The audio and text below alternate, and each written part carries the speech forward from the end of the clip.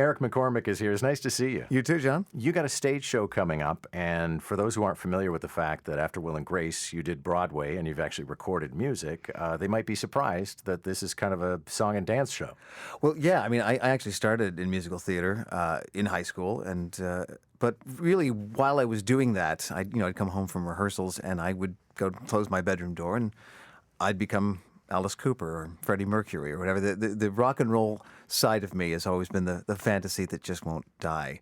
And so as Will and Grace went on for years, I would get to meet Elton John or Barry Manilow or these various people in the business. And so as time went on, I had a lot of stories, and I still had this desire for one night to put on, as I call it, the concert I never gave. So this is the concert I never gave, except for like 2,000 times in my bedroom. And it's not exactly the story of your life, but it's all based on personal experience? It is. It's not the story of my life, but it's very much the story of how does a 15-year-old kid from Scarborough get to make his dreams come true. And obviously my acting dreams certainly came true, and I'm very blessed, but it's this other side, this kid that really wanted to rock out. So that's what this show is. It's a lot of stories about the old days and the times I've had in the last 15 years, coupled with me getting to sing some songs I've always wanted to sing with a great band. My keyboard player plays with The Who. I've got Tyler Stewart from Bare Naked Ladies on drums and Murray Foster from Great Big Sea playing bass. How'd you put that together? You know what? I called them. Really? It's really, yeah. The generosity of musicians, particularly when it's a charity event, and I always do the show for a charity. People want to show up, and not for an hour. They're willing to rehearse whatever it takes, and particularly Canadian musicians. There's just a tremendous generosity of spirit. When you look at the sort of the life story of your career, it's full of these remarkable sort of departures, I guess. I mean, you studied theater, but you dropped out of that to go and do the Stratford Festival. Well, I didn't. Yeah, I wasn't exactly a dropout. I the last few months at Ryerson were supposed to be just an intensive, just doing plays, and then I got accepted to Stratford, and I said, "Could I go and do plays there for money?" And they're like, "No, you must complain." I said, "This makes no sense." Yeah, they're kind of hard ass about that, though, aren't they? But in the end, I got my diploma, which is crucial. They always ask for that in LA. Do you have a diploma? No, really. No, they really don't. But it was so I really finished with this intensive that turned into 5 years at Stratford. What is that like?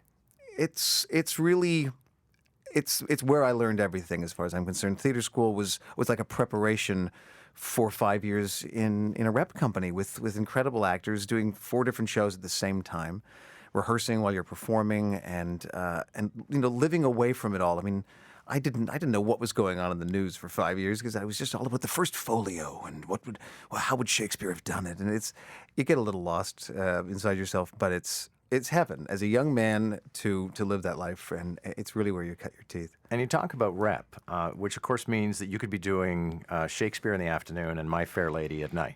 Exactly, and that was the thrill. I mean, we were doing musicals on the main stage. I was doing Chekhov at night and something else the next day, and it was. I've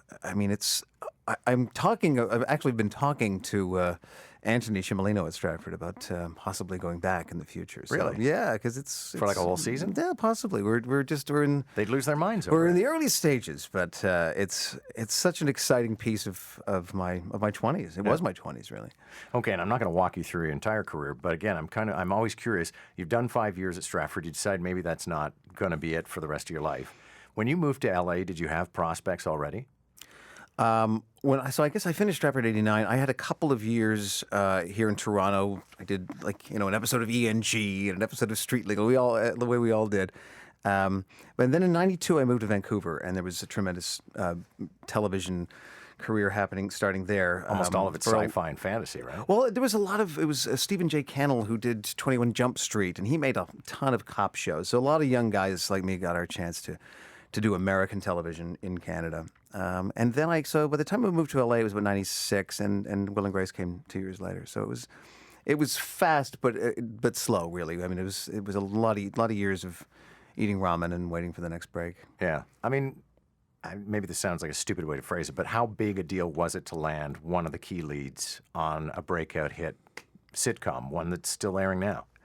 It was huge because it was exactly what I wanted at the time. I went through periods where all I wanted was just to stay in Toronto and work at the Tarragon Theatre. And then I went through other periods. So, but by that point, by the time I'd been watching Seinfeld for years and Friends came on the air, I thought, this is what I want. I want to be must-see TV on NBC and directed by Jim Burrows. And so when it came true, it was very much, it was exactly the fantasy. And it was good from the beginning. We were very lucky.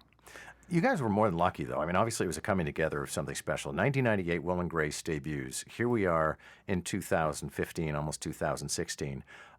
You guys weren't sort of like precious for the times in terms of the gay thing. It all still holds up now.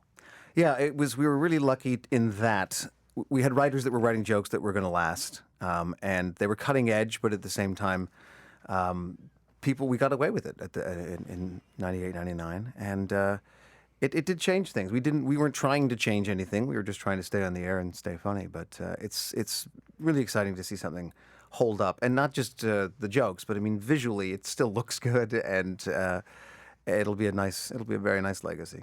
Eric McCormack is here. He's gearing up for a show in January. It's called The Concert I Never Gave, and if I remember the rest of the tag, except for like 2,000 times in my bedroom. In my bedroom, yes. Just want to stay with Will and Grace for a couple of seconds, though. Actually, I have a broader question. In going over the shows that you've done and the reviews that you've had, something that keeps jumping out is you've got great chemistry with your female co-stars, be it Julia Louis-Dreyfus or Grace from Will and Grace. Mm-hmm. Okay, so do you know where that comes from?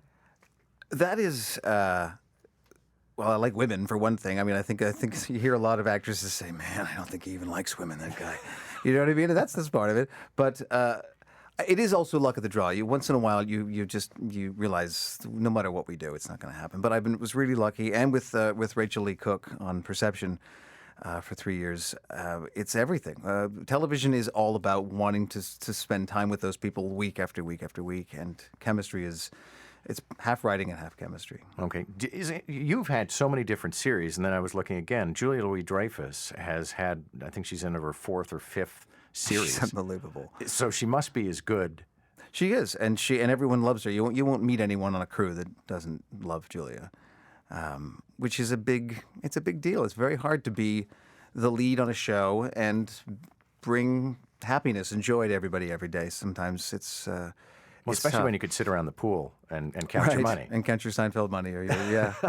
No, she's amazing, and it's like I said, it's everything. It's the reason that to this day I'll say I don't mind auditioning for things, because directors need to see people in the room together. They need to see that chemistry. You don't want to just wing it. Really? They don't just call your agent and say, book them in for 10 episodes? They do sometimes, and that's great. But other times, if I'm the lead on the show, as the case of Perception, I was going to read with every actress that was coming in for the other part. I was not just going to say, I'll offer it to her, because it matters, and people can feel it. I mean, when Deborah Messing and I was already Will for about a month before we founded Grace, and I must have read with at least a dozen women, and it was just not it, you know? And when it was the whole room went, oh, okay, that's a TV show. Well, how did they decide that it was you?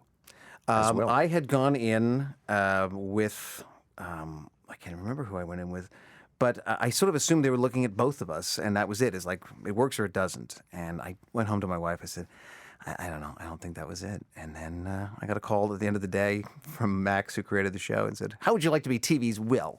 And I said, so both of us? He said, no, just you. So whatever it is, I did something right. And but there was definitely a contingency. It's like they weren't going to make the show unless they found that magic. Was it a bit like Seinfeld, that you were actually playing Max Muchnick on the show? Yeah. Yeah. Very much. What's that like, having the showrunner? Because he was the showrunner, wasn't he? He was the creator and show. It was created by him. He's gay, and his straight partner. So there was a definite yin and yang to it. But it's great. I mean, I could have it out with Max and say, when things went off the rails a bit, I could say, hey, remember, this is your show. This is your story. You want to tell the story about a guy that wants to have a baby. Let's not forget that we have to stay grounded in a kind of reality. Back then and even now, I'd imagine you hear from people who say that Will and Grace made a difference in their lives? Yeah. I mean, I think that was always the privilege of the show. Cancer is a cause that's close to you, which is just one of the reasons I'm sure that you're doing this benefit. But you lost both of your folks to cancer?